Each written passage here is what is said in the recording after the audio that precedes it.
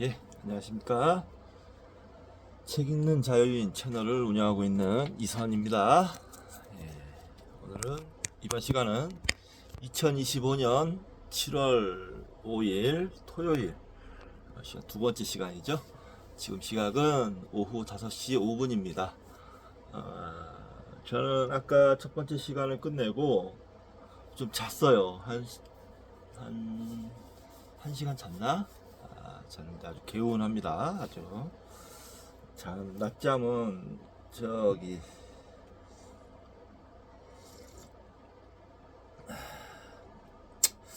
그 누구였지?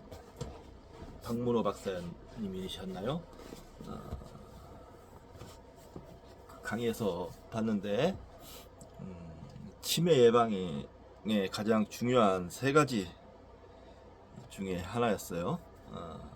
첫 번째는 숙면, 8시간 이상의 숙면. 두 번째는 운동, 산책. 거기서 산책이라고 얘기했는데 저는 포괄적으로 운동이라고 하겠습니다. 운동. 세 번째는 낮잠. 이 낮잠이 치매 예방에 그렇게 보약이라고 합니다. 이 사람이 이 과학적으로 좀 밝혀진 것이 적정량의 이제 수면 양이 있는데 8시간이라고 합니다. 그리고 뭐 때에 따라서는 낮잠도 즐기고 하면 뇌에 휴식을 주기 때문에 치매를 예방할 수 있다고 해요. 저는 되게 그거 말에 동감을 표했습니다. 아주. 예. 잠이라는 거에 좀 예민은 아니고 되게 중요하게 생각하기 때문에 좋아하고 잠자는 거를 푹 자야 됩니다. 8시간 이상은 자야 그날 정상적인 컨디션으로 그날 그 하루를 맞이할 수 있는 것 같아요. 그 8시간이 안 되면 그 하루 종일 좀 피곤한 좀 그런 느낌이 있어요. 느낌이랄까요? 네. 컨디션이랄까. 저는 그렇게 느끼거든요. 근데 뭐 사람들 보면 열심히 사시는 사람들 보면 잠 아껴서 열심히 사시잖아요. 5시간씩 자고 뭐 6시간씩만 자고 심지어는 뭐 4시간만 자고 이러는데 별로 저는 지혜롭지 못하다고 생각합니다. 잠은 인간에게 축복입니다. 축복. 모든 생명체계라고 해야 될까요? 아니면 다른 뭐 동물들도 잠을 자고 심지어는 식물들도 잠을 잔다고 하니까요. 아무튼 축복이라고 생각합니다. 자면. 네, 저는. 그래서 꿀잠을 자면 그렇게 기분이 좋을 수가 없죠. 그러니까 그래서 적정량의 잠을 자는 거는 꼭 필요하다고 생각합니다. 네. 모르겠어요. 그래서 저도 주변에 이제 얘기를 하기를 8시간 이상씩은 꼭 자는 것이 치매 예방에 큰 도움이 된다. 낮잠도 좋고 운동 반드시 해야 된다. 이렇게 얘기하고 있습니다. 저는 운동 같은 경우는 그다지 실천을 잘 못하고 있는 것 같은데 아무튼 지금 그래서 이 전 시간도 책 건강, 인체, 우리 몸에 대해서 소개하는 책을 내 몸 사용 설명서를 소개했죠. 또 한 권 소개시켜 드리도록 하겠습니다. 자, 노화의 정보. 로즈 앤 캐니 지음, 김성훈 옮김, 당신의 나이를 되돌리는 새로운 과학. 도서출판 까치에서 나왔습니다. 더 행복하고 건강하게 장수하기 위해서 우리가 지금 당장 이끌어낼 수 있는 간단한 변화가 있다. 이 책 중고로 샀는데요. 굉장히 책 상태가 좋아요. 새 책 못지 않습니다. 그래서 이 책도 근데 되게 굉장히 그 목차를 봤는데 뭔가 좀 흥미가 돋는 좀 알아보고 싶은 그런 내용이 많더라고요. 그래서 이 책을 먼저 읽을 수도 있겠다. 내 몸 사용 설명서보다 이 책을 먼저 읽을 수도 있겠다라는 생각이 들었습니다. 네, 좀 더 쉽게 쓰여진 것 같기도 하고. 네, 그래서 책 한 권 소개시켜 드렸고요. 이번 시간 축의 시대 미디어북, 지난 시간에 그리스 로고스 그리스 영웅 시대를 끝내다 했고요. 이번 시간엔 253쪽 혼란한 시대 삶의 모델 군자 이렇게 되어 있습니다. 자, 미디어북 시작하도록 하겠고요. 서서 하도록 진행하도록 하겠습니다. 네.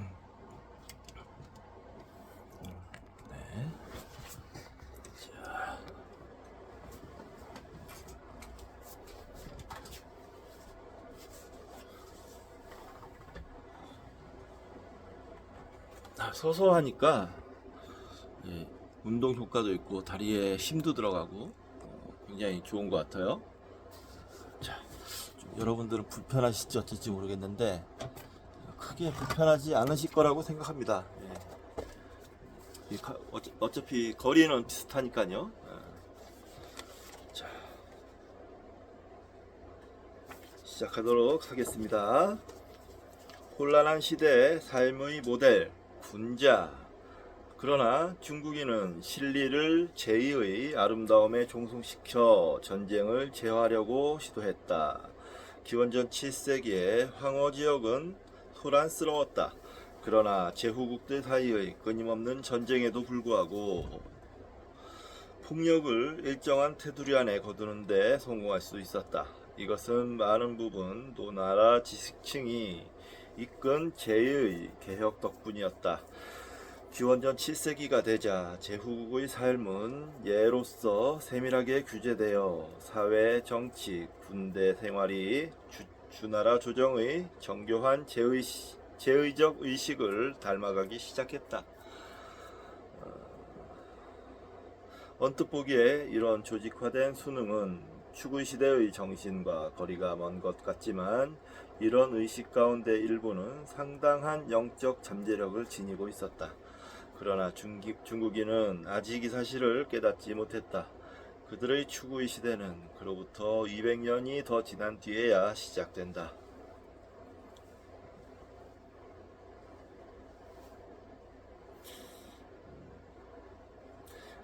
그럼에도 노나라 전문가들은 미래를 위한 단단한 기초를 닦았다.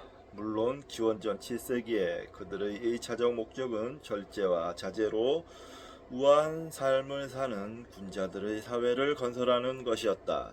주나라 왕은 왕의 영토로 물러나 이제 정치의 전면에 나서지 않았다. 그의 자리는 오래된 읍성을 다스리는 제후들이 차지했으며 이 읍성들은 집단적으로 중국, 즉 중앙의 나라들로 알려져 있었다. 제후는 제의에서 왕의 상징적 역할 가운데 많은 부분을 떠맡았다.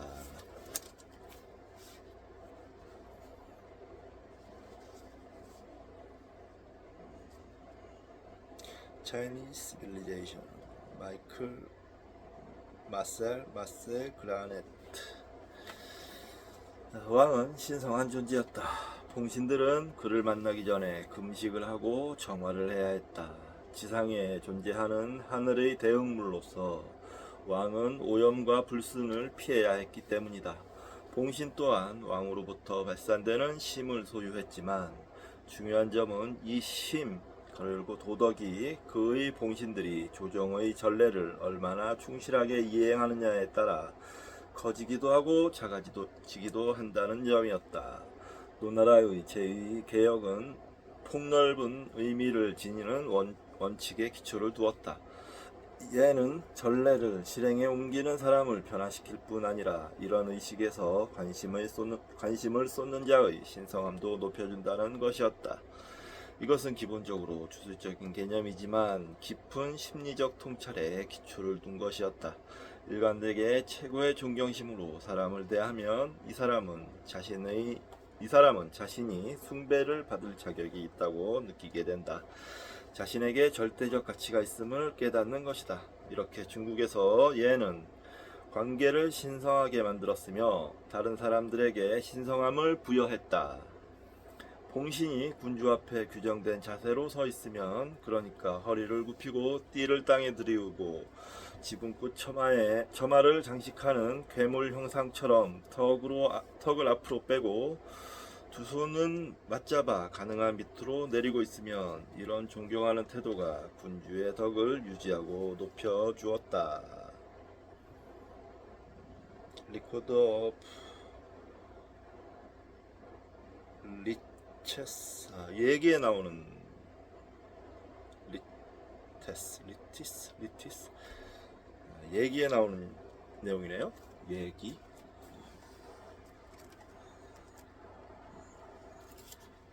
중국 경전 중에 하나죠. 얘기.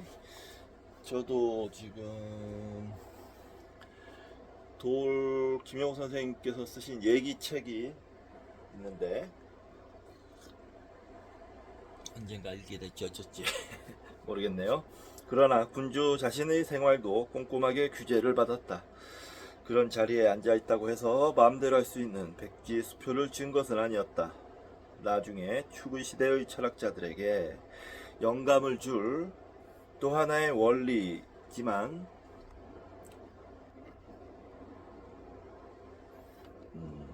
사실 그의 행동의 특징은 무의, 가로 열고 아무것도 하지 않음가 되어야 했다. 무의, 아무것도 하지 않음이 아닌데 무의가. 자, 넘어가겠습니다. 고대 중국의 군주는 나라에 대한 자신의 전망을 표현하는 정책과 목표를 제시해야 하는 현대의 국가 수반과는 달랐다. 군주는 온전히 수동적이어야 했다. 그는 조정을 통치하지 않았다. 명령을 내리지도 않았다. 유일한 임무는 자신의 내부에 있는 힘에 집중하면서 자기 대신 행동하는 관리들에게 자신의 힘과 권한을 위임하는 것이었다. 이렇게 하려면 엄격한 규율을 따라야 했다. 그가 실수를 하면 주의를 주는 것이 봉신의 의무였다. 사관이 그의 모든 말과 행동을 기록했다. 군주는 놀이를 하거나 농담을 할 수 없었다. 신중하게 선별된 음악만 듣고 전례 규약에 따라 준비된 규정된 식사만 해야 했다. 이것도 얘기에 나온 내용입니다. 이 사람은 얘기까지 통달을 하고 있어요. 참 대단합니다. 작가가 참. 봉신들은 그의 앞에서는 힘차게 움직여 그에게 발산되는 힘으로 활기를 얻는다는 것을 보여주어야 했다. 그들은 새의 날개가 팔꿈치를 밖으로 펼치고 새의 날개처럼 팔꿈치를 밖으로 펼치고 빠르게 걸어야 했다. 반면 군주는 정확하게 자로 잰 듯한 걸음으로 걷거나 아니면 움직이지 않고 아무것도 하지 않고 거의 벙어리처럼 가만히 있어야만 했다. 이것도 얘기에 나오는 내용이네요. 회의에서도 군주는 열변을 토하지 않았다. 신하들이 어떤 조치를 허락해달라고 요청하면 간단하게 그러라고만 대답해야 했다. 그러나 일단 그 말을 하면 새로운 정책은 그 즉시 효력을 발휘했다. 오래된 노래는 그 점을 이렇게 표현한다. 그가 말을 생각하면 말은 달리기 시작한다.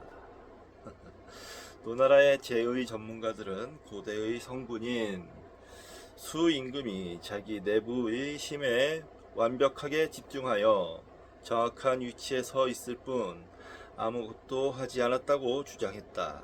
그의 도덕이 워낙 커서 그것만으로 신민을 인도하고 변화시킬 수 있었다는 것이다.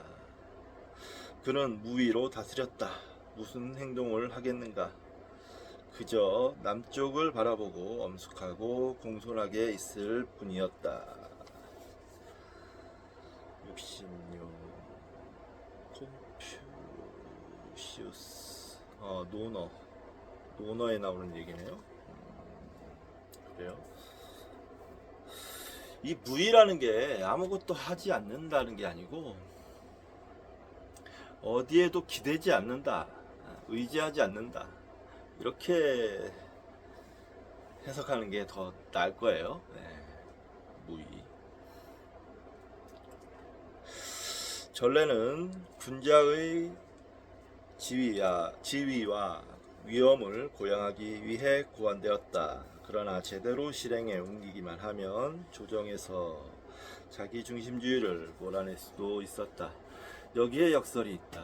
이것은 전장의 예에서도 분명하게 나타난다. 기원전 7세기 동안 제후국들은 새로운 중용 정신에 따라 엄격하게 규제되는 일종의 예의 바른 전쟁을 벌이기 시작했다.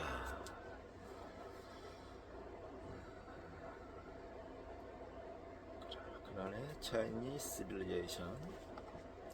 제인은 전투에서 허용되는 폭력을 엄격하게 제한했으며 전사들이 적의 약점을 이용하는 것을 금지했다. 전쟁은 예의와 억제가 지배하는 정교한 야외극이 되었다. 고귀한 가문이 명예에 매달려 살아가는 귀족 사회에서는 복수가 늘 위험 요소였다. 얘는 이런 경향을 억제하여 전사들이 신사처럼 싸우게 했다. 전쟁은 보통 아주 짧았다. 개인적인 이익을 얻으려는 전쟁은 할 수 없었다. 오직 오랑캐의 침입을 물리치거나 반역을 일으킨 도시를 복종시켜 천도를 회복하려 할 때만 전쟁을 할 수 있었다. 전쟁에 참여하는 것은 형벌을 받는 것으로 여겨지기도 했다. 유죄를 선고받은 범죄자는 필요할 경우 전장에서 자신을 희생하겠다고 맹세하면 사면을 해주었다. 승리는 이긴 쪽이 정의롭다는 것을 보여주지만 이에 따라 전투를 치러야 한다는 조건이 붙었다.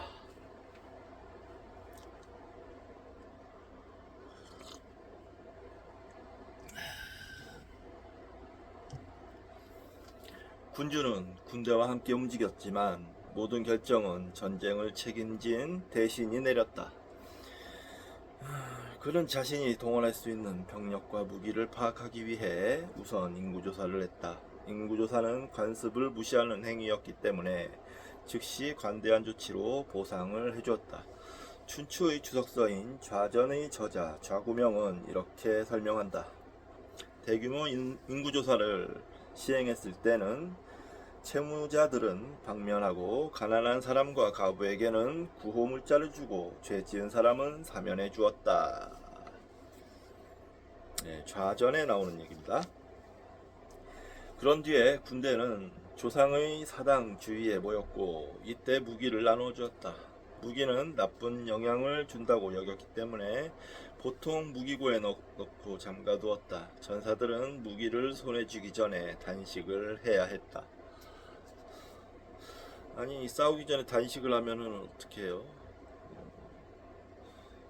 이것도 좌전에 나오는 얘기네요. 싸우기 전에 이게 힘을 내야 될 텐데 싸울 때 단식을 하면 이게 좀 문제가 있을 것 같은데 마지막으로 사람들은 지단, 땅의 지단 주위에 모였고 군주는 희생제를 거행했다.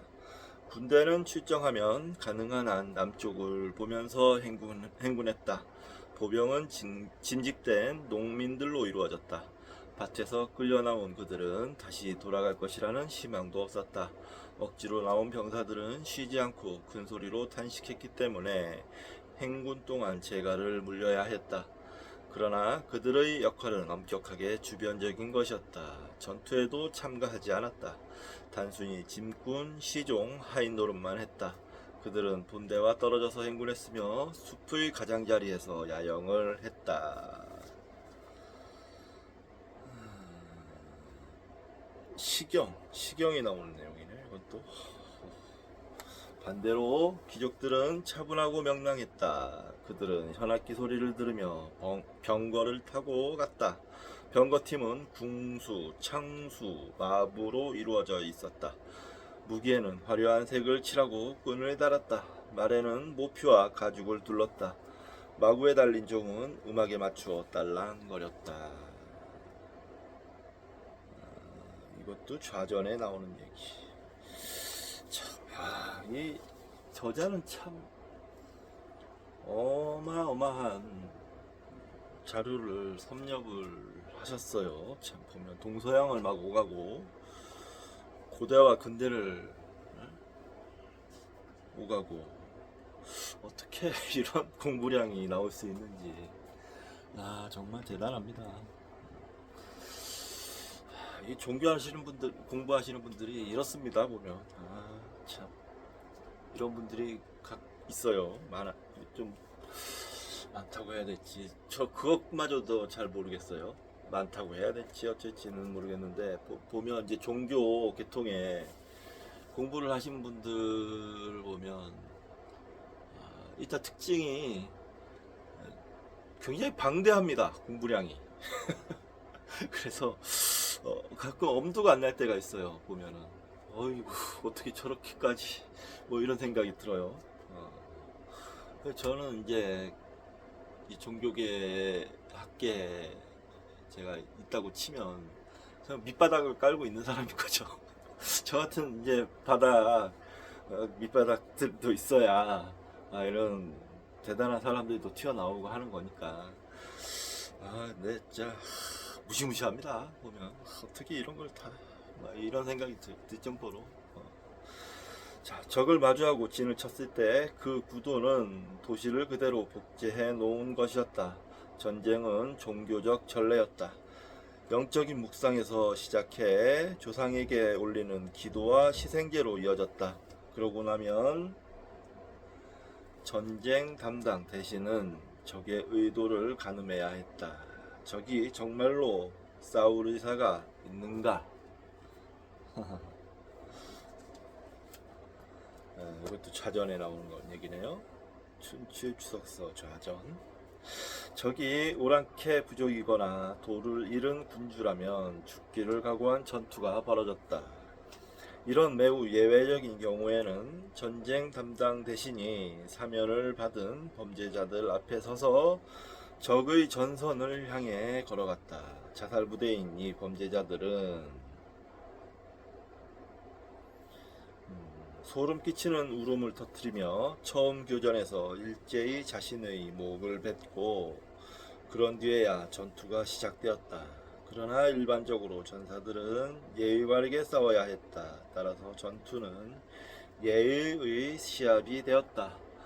양편에서 군자는 점점 더 터무니없게 느껴지는 관용의 행동과 귀족의 의무, 노블레스 오블리주를 이행하니라 서로 경쟁했다.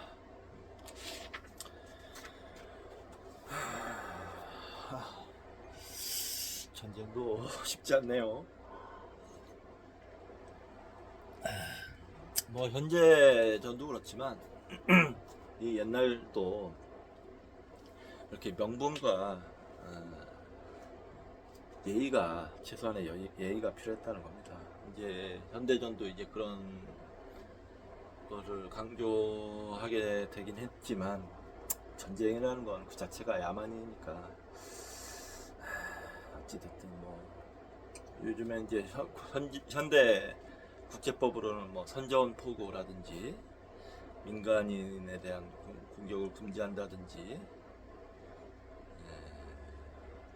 뭐 이런 포로에 대한 대우 뭐 이런 거를 규정해 놓고 있긴 하지만 잘 안 전쟁 상황에서는 잘 안 지켜지는 경우가 많죠. 아무래도 얘는 적에게 겉으로 양보의 태도를 보일 것을 요구했지만 보통 그 태도에는 자부심과 허세가 섞여 있었다. 이런 기사도 시합에서 재미있는 것은 친절한 행동으로 적을 괴롭히는 것이었다.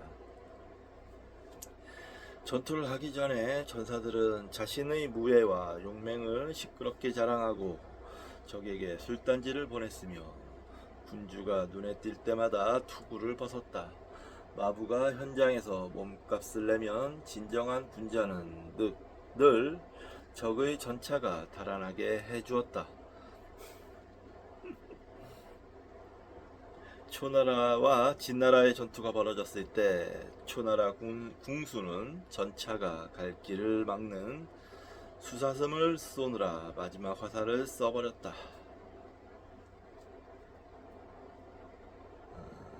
창수는 즉시 그 사슴을 그들을 쫓아오는 진나라 병거에 선물했다.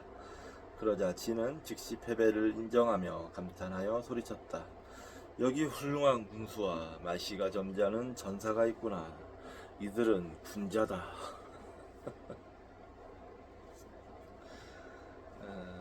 참 뭔가 싱겁네요. 놀이 같기도 하고.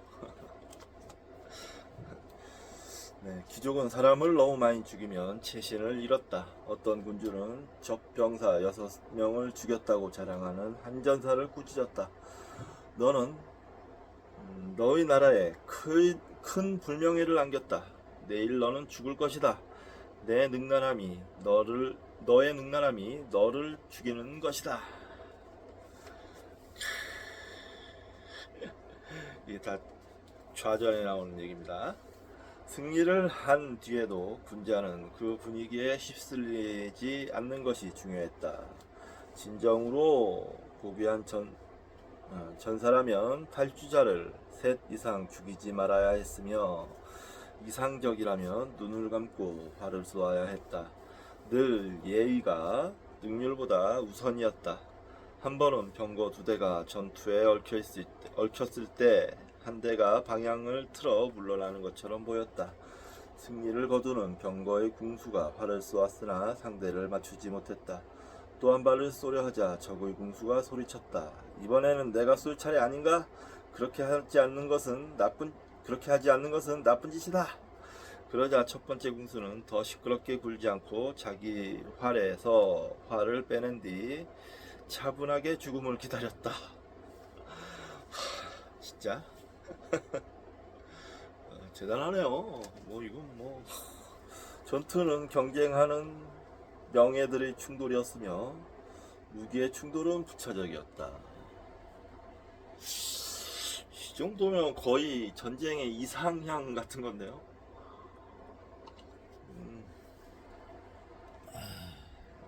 얘를 진짜 목숨보다도 중요하게 생각했네요. 중국 사람들은. 이런 거 보면 참 중국인들이 만만하게 볼 사람들이 아닙니다. 이런 깊은 전통이 있는 얘를 지니고 있는데요. 오늘날의 중국인들은 너무 무례한 것 같습니다. 일반적인 인식도 그렇고 실제적으로도 좀 그런 것 같고 중국이 다시 이런 정신을 되찾았으면 좋겠습니다. 기원전 638년에 송나라의 제후는 초나라 군대가 오기를 기다리고 있었다. 초나라 군은 송나라 군보다 훨씬 많았다. 초나라 군대가 근처 강을 건너고 있다는 소식이 들리자 제후의 가신들이 당장 공격하자고 재촉했지만 제후는 거부했다. 전열을 정비하는 동안 공격을 하지 않은 제한도 거부했다. 마침내 전투가 시작되자 송나라는 패했고 제후는 크게 다쳤지만 그래도 후회하지 않았다. 따옴표입니다. 군자의 이름값을 하는 사람은 불행에 처한 적을 이기려 하지 않는다. 대우가 형성되기 전에 진군을 북을 치지 않는 법이다. 이런 자시전에 나오는 얘기인데 이런 장군 만나면 답답한 거죠. 몇 년 뒤 커다란 진나라가 웨이허 유역의 주변국 하나인 다른 진나라와 전쟁을 준비했다. 진나라는 사신을 보내 새벽에 싸울 준비가 되었다고 말했다. 그러나 진나라의 사령관은 사신이 매우 초조해하는 것을 눈치챘다. 그의 부하 몇 명은 기뻐했다. 적이 두려워합니다. 당장 적을 강 쪽으로 몰아갑시다. 그러나 사령관은 전쟁 규칙 가운데 한 구절을 인용했다. 전사자와 부상자를 거두지 않는 것은 비인간적인 것이다. 약속한 시간까지 기다리지 않거나 위험한 통로를 통과하는 적을 몰아붙이는 것은 겁쟁이 짓이다. 이것도 춘추 자시전에 나오는 얘기인데 이런 걸 보면 항우 항우가 좀 고지식하고 어리석잖아요. 보면은 우리의 기준으로 봤을 때 그 이유가 있다고 생각되네요. 이미 이런 전통이 있었으니 그런 뭐랄까 유방과의 싸움에서 그렇게 져버린 것이 아닐까라는 생각이 듭니다. 자세히는 모르지만 좀 항우가 좀 어리석은 짓을 했다는 건 알아요. 자세히는 모르지만 승리를 거두었다고 어줍잖게 만족해서는 안 되는 일이었다. 승리한 제후는 승전을 기뻐하는 비를 세우기를 거부했다. 나 때문에 두 나라의 전사들이 뼈를 해에 드러내게 되었다. 그것은 잔인한 짓이다. 그는 그렇게 소리쳤다. 이것은 주나라 초기에 왕들이 악한 자들을 대상으로 벌이던 전투와는 달랐다. 제후는 이렇게 결론을 맺었다. 여기에 죄를 지은 자는 없다. 목적에 충실했던 봉신들이 있을 뿐이다. 군자는 얼른 용서를 하고 자비를 베풀어야 했다. 그것이 그의 위험에 도움이 되었기 때문이다. 대신들은 대부분 미래의 보복이 두려워 까다롭게 굴려하지 않았다. 많은 사람들이 철저한 승리보다는 제한된 승리를 좋아했으며 일부는 최소의 사상자를 내는 일시적 패배를 더 좋아하기까지 했다. 승리는 위험한 일일 수도 있었다. 제후는 정복한 영토를 봉신에게 주어야 했고 봉신이 이렇게 추가의 자원을 얻게 되면 훗날 그의 통치에 반역을 일으키고 싶은 유혹을 느낄 수도 있었다. 봉건제는 모두가 자기 자리를 지켜야 유지되었다. 봉신이 너무 심히 강해지면 아슬아슬하게 유지되는 국가의 평형을 흔들 수도 있었다. 궁정의 생활에서도 모든 군자는 자신에게 부여된 역할을 충실히 이행하여 궁의 아름다움과 우아함에 기여해야 했다. 차이니스 시빌리제이션. 진짜 중국인들은 미학적으로 뭔가 탁월한 면이 이 고대 중국인들은 있었던 것 같습니다. 이런 걸 보면 중국인들이 참 자신들의 역사적 전통을 자랑스러워하는 것도 이해는 돼요. 훌륭합니다. 이런 게 또 다 기록으로 남아 있고 하니까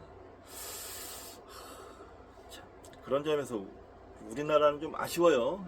고대 기록이 거의 없다시피 하니까 아쉽습니다. 늘 옷차림이 완벽해야 했으며 태도는 엄숙하고 위엄있고 의젓하고 빛이 나며 표정은 상냥하고 차분하며 태도와 기질은 규칙에 맞아 편안하다. 봉신은 자신의 개성을 표현하는 대신 존재 전체를 유협의 원형에 양보했다. 이런 양보는 전심으로 이루어져야 했다. 군자의 첫 번째 의무는 즉 신실함이었다. 천박하고 인색하고 위선적인 태도로는 예를 따를 수가 없었다. 그의 목표는 예의범절에서 철저하게 자신을 내주어 그것을 자신의 인격과 통합하는 것이었다.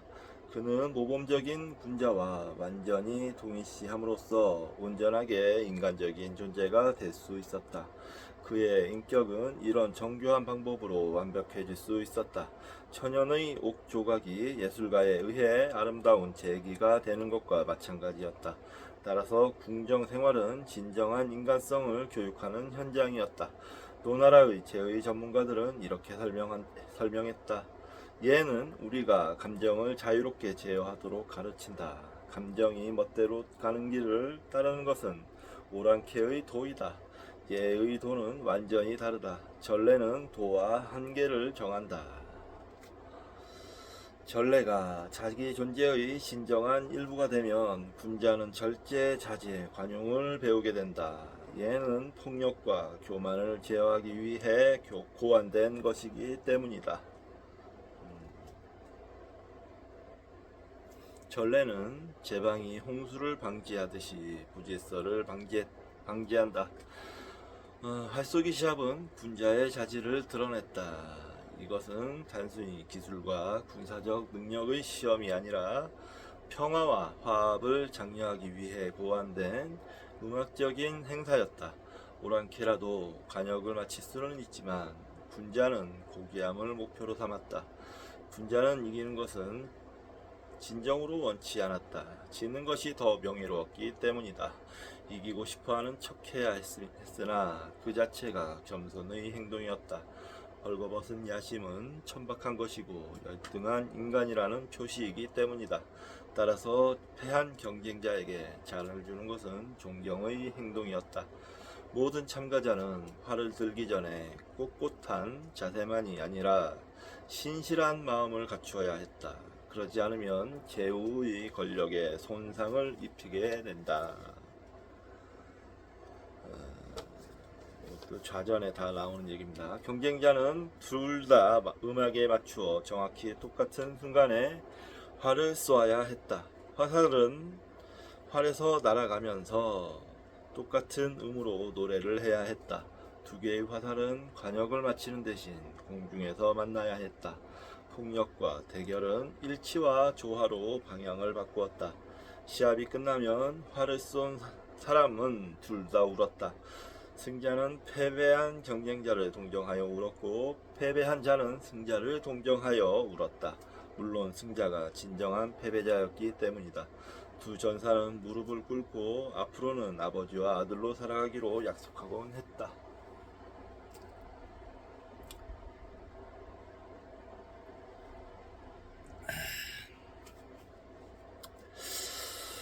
이건 좀 잘 이해가 안 가는데 네.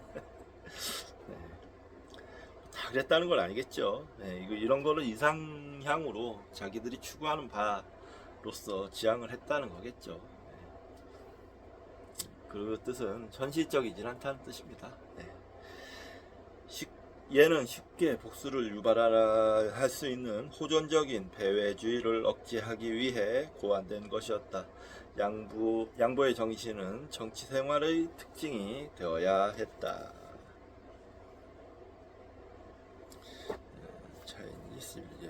제후의 고문들은 자신의 의견을 열정적으로 토로하고 자리를 얻으려고 획책하는 대신 의식을 거행하듯이 제후에게 양보를 하고 또 서로 양보를 했다. 그들에게 통찰이 있다면 그들은 모두 제후 의심에서 비롯된 것이므로 심각한 갈등이라는 말은 그 자체가 모순이었다. 설사 어떤 정책에 반대한다 해도 제후가 일단 시행하겠다고 하면 봉신은 최선을 다해 이행해야 했다. 결정을 거부하면 그 집단으로부터 배제되었다. 조정 전체에 생명을 부여하는 짐을 거부한 것이나 다름없기 때문이었다. 만일 제후가 천도에서 멀어진다고 확신하면 봉신은 그것을 바로잡아줄 의무가 있었다. 그러나 자신이 옳다고 내세우며 붕괴하는 태도를 내보이면 안 되었다. 봉신은 문제를 제기하면 사직을 하고 나라를 떠나야 했다. 이것은 자체의 상실을 의미할 수도 있었다. 조정의 도덕과 끊어지는 것이기 때문이다. 그는 석 달간 망명을 하며 제후가 도로 돌아가기를 바라면서 이런 제의적인 자살 행위로 제후에게 압력을 가했다. 가족 생활도 똑같은 정신이 지배했다. 아버지와 아들의 관계는 자연스러운 애정이 아니라 제후와 봉신의 유대에 기초를 두었다.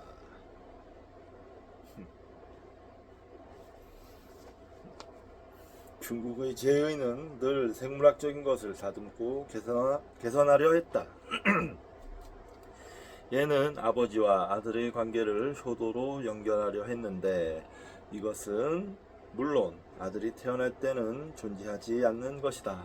아들은 태어나서부터 처음 30년 동안은 아버지를 거의 보지 못했다. 어린 시절에는 여자들의 숙소에서 살다가 외삼촌의 집으로 예를 공부하러 갔다. 교육이 완성된 뒤에야 아들은 아버지를 섬기는 일을 시작할 수 있는데 이로써 아버지와 아들의 관계가 형성되고 둘 사이에 신성한 유대가 확립된다. 여기에서는 애정이나 친밀감보다는 존경과 경의가 훨씬 더 중요했다. 아버지는 제후와 마찬가지로 하늘의 대리자였다. 둘의 유대는 멀고도 엄격해야 했다. 아버지가 아들과 친숙하고 친근한 관계를 유지하는 것은 제후가 봉신과 장난을 치고 빈둥거리는 것만큼이나 온당치 않았다. 이거는 좀 문제네요. 이런 거는 중국 문화의 약점이 될 수 있습니다. 예. 지금도 그런지 어쩐지는 모르겠지만 중국 아버지와 아들의 관계가 이렇게 친밀하지 못하면 그런 문명이 있다면 그런 문명은 분명히 그걸 약점으로서 작용을 하게 될 겁니다. 왜냐하면 인간이 이렇게 발전할 수 있었을 때는 일부 일처제로 인해서 그 자식이 아버지 어머니 자기의 아버지 어머니에게 지식을 전수받고 여러 기술이나 이런 것들 그게 점점 쌓여가면서 발전해온 게 근본 토대거든요. 이거는 근데 그런 거를 상당 부분 훼손시키는 시스템이잖아요. 좋지 않은 것 같습니다. 지금도 그런지 어쩐지는 잘 모르겠는데 이런 부분은 좀 알아둘 필요도 있겠네요. 아들은 아버지를 미래의 조상으로서 숭배했다. 아들이 효도의 전례를 꼼꼼하게 수행함으로써 부모의 내부에는 신성함이 창조되며 이것을 바탕으로 부모는 죽은 뒤에 천상의 존재가 된다.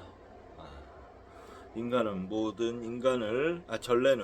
인간을 독특하게 만들어주는 신성하고 초자연적인 특질인 신을 육성한다. 신이 강하면 이 신성한 개별성은 몸의 죽음을 넘어서 살아남는다. 따라서 맏아들은 아버지를 절대적으로 숭배함으로써 아버지가 인간성을 완전하게 성취할 힘을 주는 것이다. 아들은 매일 아침 새벽에 일어나 의관을 정제하고 부인과 함께 부모의 시중을 든다. 아버지가 있는 자리에서는 트림을 하거나 재채기를 하거나 기침을 하거나 하품을 해서는 안 된다. 이런 게 있죠. 아버지와 같은 층계를 밟아도 안 되고 아버지의 그릇, 지팡이, 잔을 사용해서도 안 된다. 이런 게 있었어요. 우리 때도 부모의 옷을 수선하고 세탁하며 제의해서 지시하는 8가지 요리를 준비하고 정중하게 많이 드시라고 말하면서 식사를 하는 동안 시중을 든다. 아들은 아버지에게 늘 낮고 겸손한 목소리로 말을 해야 한다.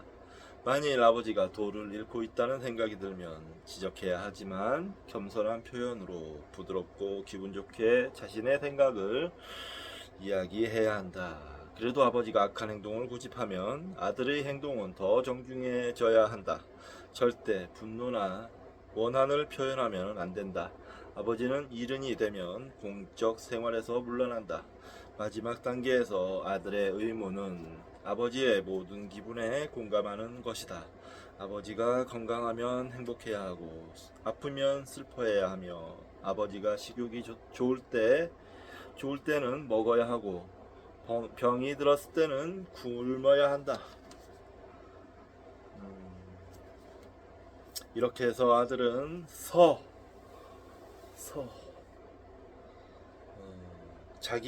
가로 열고 자기 자신에게 견주다. 이 서라는 이 단어가 중요합니다. 라는 공감의 덕을 배웠으며 이것이 중국의 추구 시대에 중심적 역할을 했다. 아버지가 죽으면 아들은 최대한 죽음의 경험을 함께 했다. 그는 가족의 집으로부터 나와 움막에 달면서 흙덩어리를 베고 땅바닥에서 잤다.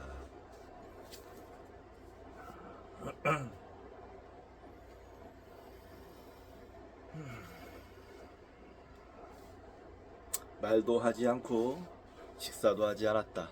그렇게 살다 보면 너무 힘이 없어 지팡이 없이는 일어서지도 못했다. 아들은 3년 동안 아버지의 혼령을 신으로 바꾸는 애도의식을 치렀으며 그러는 동안 죽은 자는 이미 인격적 생존을 획득한 조상들에게로 조금씩 다가갔다. 애도 기간이 끝나면 아버지의 신격화가 완성되며 그 뒤부터 아들은 아버지를 모시는 제사를 주관했다. 아들은 우선 열흘 동안 영적인 묵상에 들어가 빈 제의를 준비했다. 접대 제의를 준비했다. 이 기간 동안 아들은 금식을 했으며 오직 아버지가 행동하고 웃고 말하던 모습만을 떠올렸다. 그러게요. 저 그런 얘기 들었던 적이 있어요. 이 부친상이나 모친상에서는 그 상주가 밥을 먹으면 안 된다. 뭐 이런 식의 예전에 뭐 물론 지금은 아니지만 어렸을 때 그런 얘기를 들었던 적이 있었던 것 같습니다. 아이고. 빈 제의에서는 손자가 죽은 할아버지 역할을 하며 가로 열고 그 아이를 시동이라 불렀다. 제의 동안 할아버지의 영혼이 자기 안에 살아있다고 느꼈다. 아버지를 잃은 아들은 마침내 자신의 아버지가 잔치에 도착한 것을 보고 깊이 고개를 숙여 절을 하고 아버지를 잔치상의 상석으로 모셨다. 그것으로 그의 임무는 완성되었다. 얘기에서 말하는 대로 조상의 빛나는 신과 교제하여 완벽한 깨달음을 얻은 것이다. The religion of the Chinese people.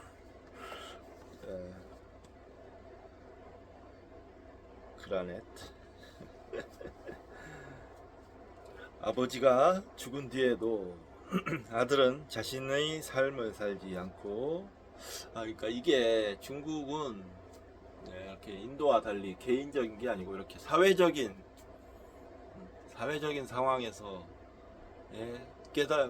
궁극적인 깨달음도 이런 사회적인 상황에서 속에서 추구하는 그런 경향이 계속돼요. 나중에까지. 아버지가 죽은 뒤에도 아들은 자신의 삶을 살지 않고 아버지의 명예를 높이는데 자신의 모든 재능을 바쳤다. 전장에서 제후의 힘을 높이는 것과 마찬가지였다. 아들은 자신의 건강을 돌볼 의무가 있었다.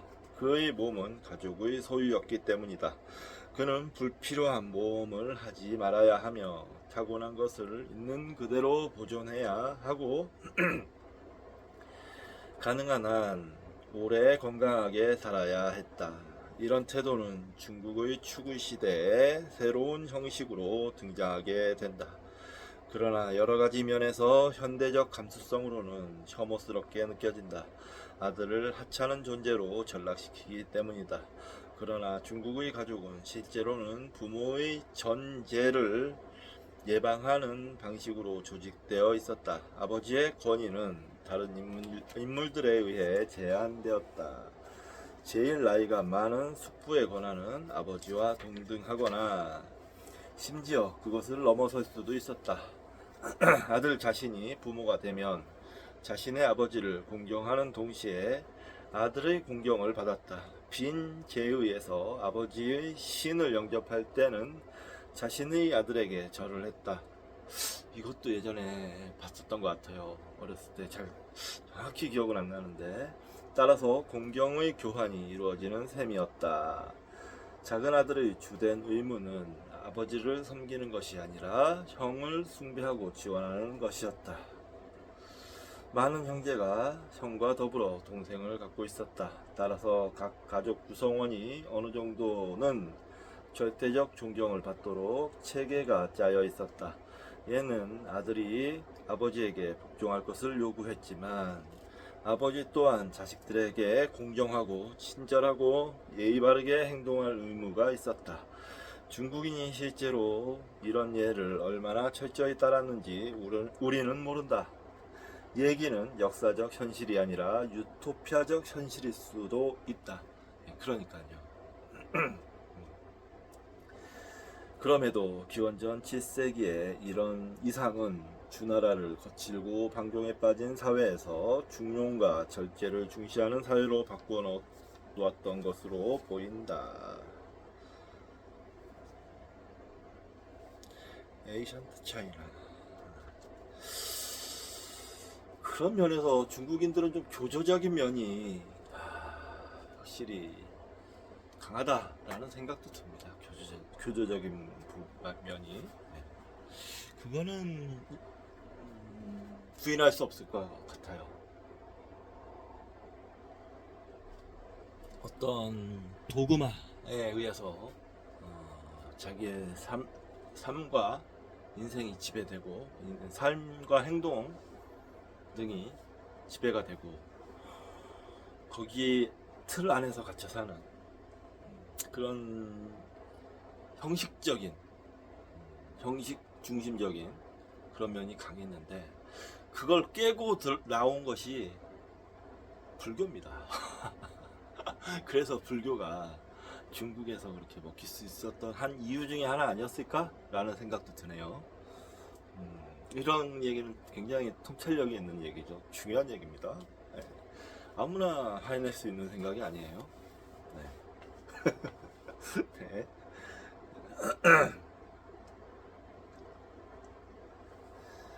이런 이상은 중국의 추구의 시대를 가동했으며 독특한 방향을 제시했다. 이때에는 대평원 주변부의 전통에 덜 얼매인 나라들 제, 진, 초, 진도 제1을 의무로 받아들였다.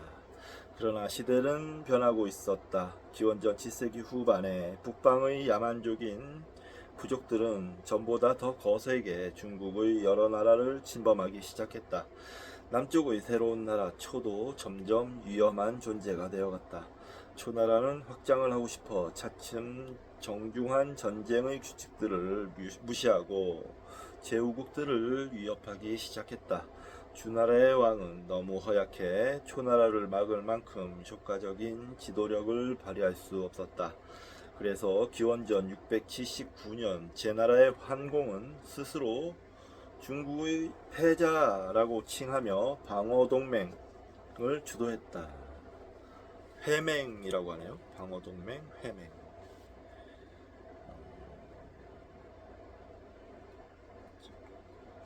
History of Chinese Civilization. 초나라를 막기 위해서 나머지 나라들이 연합을 했군요. 이 시점에서 제나라는 중국에서 가장 강력한 나라였으며 황공은 주와 관련을 맺고 있는 계몽 통치자였다. 그는 나라들 사이의 협동의 원칙을 토론하기 위해 회맹을 조직했다.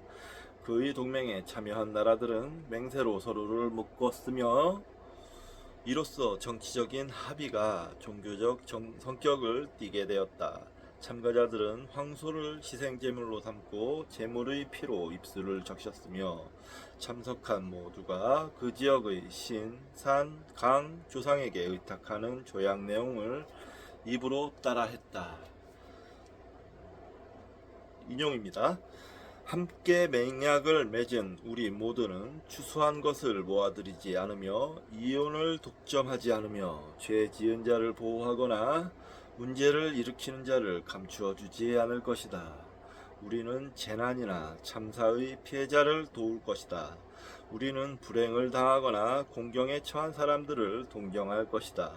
우리의 친구는 모두의 친구요, 적은 모두의 적이다. 우리는 왕가를 도울 것이다.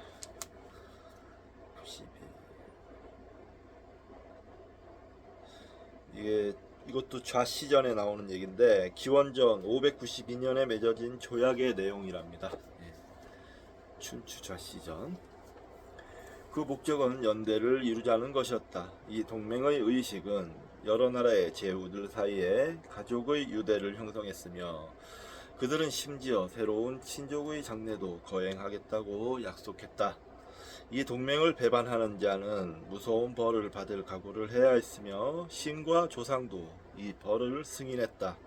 그는 백성을 잃을 것이고 정한 것이 이루어지지 않을 것이고 가족이 망할 것이고 나라와 일족은 완전히 무너질 것이다. 이것도 춘추자 시죠.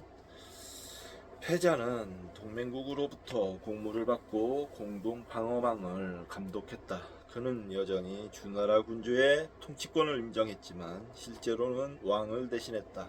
그러나 이 동맹은 오래가지 못했다. 기원전 643년 황공이 죽자 그의 아들들이 후계 다툼을 벌였으며 제나라는 내전의 상처를 회복하지 못했다.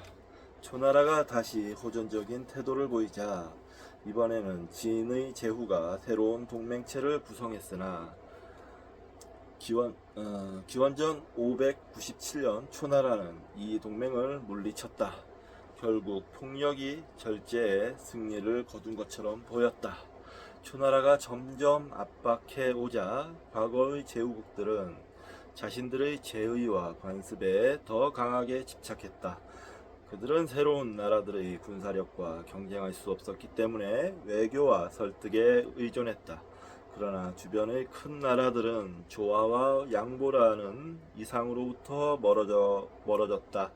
여러 나라가 매우 엄한 맹세로 동맹에 결속되어 있었지만 배반자를 벌할 힘은 없다는 것을 다들 알았다. 외려 그 맹세를 지키는 나라가 가장 큰 고통을 겪었다.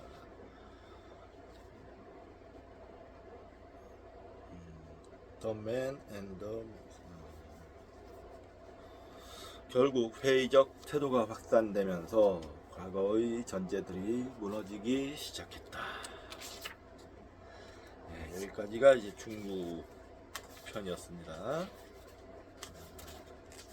중국의 700년, 기원전 700년에서 기원전 600년까지. 그 다음 이제 유대교인데요. 여기에서 일단 끊고 유대교는 다음 시간에 하도록 하죠. 어떻게 중국 이야기가 좀 재미있었습니까? 저는 굉장히 재밌게 읽었어요. 중국의 뭐랄까 핵심적인 제의의 핵심적인 내용을 좀 살펴보지 않았나 이번 시간을 통해서 그런 생각을 합니다. 자, 서서 이렇게 책을 읽으니까 좋네요. 요 다리에 힘도 가고요. 다리에 힘이 빡 들어가니까 뭔가 운동도 하는 것 같고 기분이 괜찮은 것 같습니다. 이렇게 서서 책을 읽기로 한 건 잘한 것 같은데요. 자, 다음 시간에 뵙도록 하겠습니다.